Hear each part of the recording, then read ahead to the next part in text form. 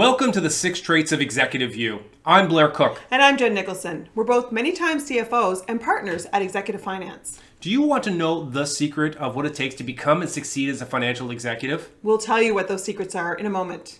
Does your career sometimes feel like a long, random walk? Do you feel frustrated by the lack of promotions when everyone around you seems to be getting promoted?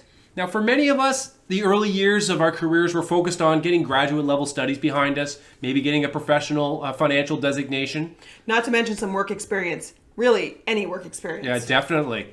And with formal education behind us, we moved into the ranks of middle management where we honed one or more technical areas toward mastery. Controllers master accounting. And financial analysts master financial planning and analysis. Treasury people master banking and financing. You get the idea. But somewhere after spending a decade in the workforce, some of us are going to aspire to play an even greater role, but perhaps lack the understanding of what it takes to get to that next level. The problem is, there is really no roadmap that guides you through this journey. Some of us arrive at the corner office faster than others, and some never arrive at all. Why is that? It's typically not your technical competency, but is usually related to the softer, more polished qualities that you're missing. What is holding you back are some of those things you may not even actually be aware of because they're kind of said behind closed doors and not shared with you. Things such as, he's brilliant, but not well liked. Just doesn't connect with people. or perhaps maybe something like always looks a little nervous or maybe stiff in conversation and in presentations. Or comes on way too strong and really needs to dial back the intensity. Or perhaps maybe it's they don't dress well or the clothes don't fit well. I don't have that problem. No, you don't. Or perhaps they're easily distracted and go down into the weeds with far too much information. Very common challenge for many financial professionals. And perhaps it's even this one. They lack the confidence and come across as tentative and meek. The 6 traits of executive presence are the difference between a financial professional and a financial executive. For a financial executive, It's accepted and expected that you have mastered your technical competencies. it's also assumed that your enabling competencies are well honed. What will ultimately differentiate you is how you demonstrate each one of the 6 traits of executive presence. In this course, we will tackle communication skills. When we communicate as a financial executive, we have to do so with passion and precision. We need to have the ability to speak on our feet and cue your style off the reactions of the audience. And we need to present ideas with energy and enthusiasm. And we need to listen and respond to others with empathy. If you've listened to us this far, we believe you're one of those self-motivated financial professionals and looking to accelerate your path to the corner office. Join us now to learn more about ways to communicate with influence. When we think of those people who embody executive presence, invariably we identify them as strong communicators. A strong communicator has a vision in mind and then conveys a message that reinforces and influences those listening to act. And in this course, we're going to focus on building your executive communication skills, one of the 6 traits of executive presence. For financial professionals, communication skills, or the lack thereof, is one of the most commonly cited criticisms of those of us in the finance discipline. Let's face it, the information we need to communicate comes with unique challenges. It's voluminous, it's highly technical, and to some listeners, finance and accounting, well, let's just face it, they may not be the most interesting of topics. So to become a successful financial executive, you need strategies and tactics to address each one of these challenges. Now, let me give you a preview of what we've got in this course. In the first lesson, we're going to talk about ethos, pathos, and logos. In other words, the elements of persuasive communications. In our next lesson, we're going to learn how to build rapport with your audience and, more importantly, keep their attention. In our third lesson, you're going to learn about the art of storytelling. In our fourth lesson, we're going to work on your writing skills. And in the final lesson, get a few pointers on elevating your next presentation. Are you ready to get started? All right, let's go. In our first lesson, we're going to look at the elements of persuasive communication. Many of us mistakenly believe that it's what we say that forms the crux of our message. The reality is, communications are much more complex than that simple belief. In this lesson, we're going to learn how to form a persuasive message. Now, recognize that we're all pitchers of ideas, even those of us in finance. Now, we don't present information for information's sake. However, we're not all equal when it comes to this art of communicating. Having the ability to pitch your thoughts and your ideas makes you a persuasive executive. It makes you influential, And ultimately, it makes you an executive communicator. What you say is important. However, when you have executive presence, you know that it's more about how you say it.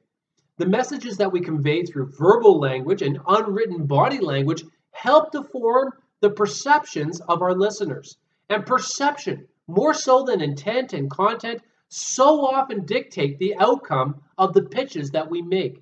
So the key to a successful communication is to first anticipate the perceptions, the perspectives of your audience, because your pitch is first and foremost about your audience and the effect it's going to have on their lives, not yours, not your shareholders, their lives. And so when the messages are crafted from the audience's perspective and not yours, you're more likely to influence the actions that they take after listening to you. So let's spend a moment doing a kind of a historical reflection, if you'll allow me. 3,000 years ago, Aristotle first identified the three elements to every persuasive communication. And ever since, these elements have been showing up, referenced, regurgitated, reformulated, and recast by a host of experts in the field of communication. We're going to actually use the original source in this course because, personally speaking, I find these three ideas easier to remember.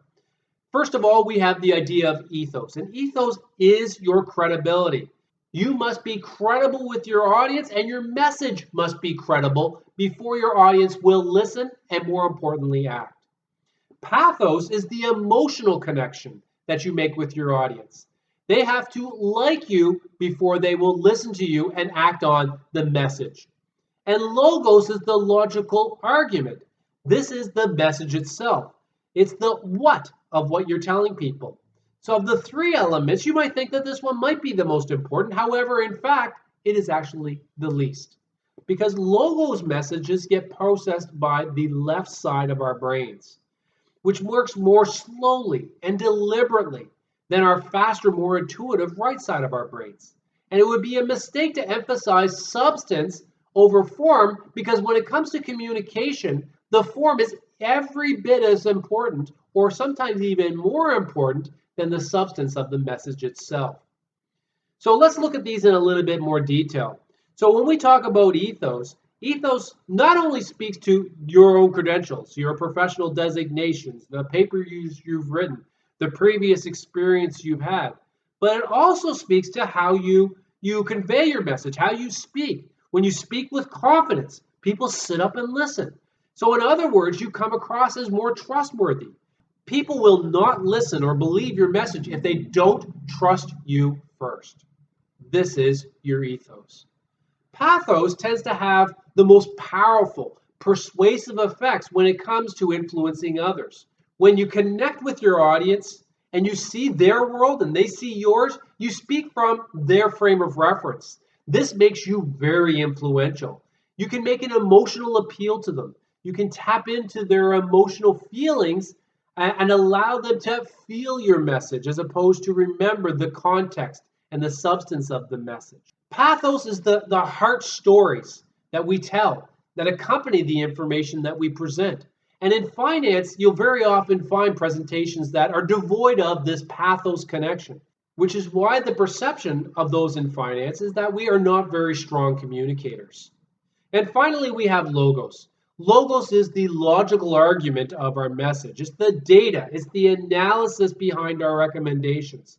It's the cause and effect type scenarios that we lay out for our audiences to allow them to follow our line of thinking. And while this logical argument obviously has a lot of merit, it's going to fall on deaf ears and fail if it's not accompanied with kind of ample amounts of ethos and pathos. When we coach financial professionals, Jen and I typically don't spend a whole lot of time working on improving critical thinking and logos, because many of us in the financial profession exemplify this trait in spades. So keep in mind that your messages cannot just be logos alone. There must be an element of ethos and pathos. Otherwise, it will fail to be persuasive to your audience. Generally speaking, your executive presence is amplified when you present both sides of an argument, when you're passionate, you're credible, you're likable, you provide third-party evidence, which boosts ethos, you frame the argument with context That's logos. And you remain visible and you're present and you're able to make a connection with the audience as you're presenting. Each of these traits are examples of ethos, pathos, and logos. In our next lesson, we're going to look at how you can build some rapport with your audience.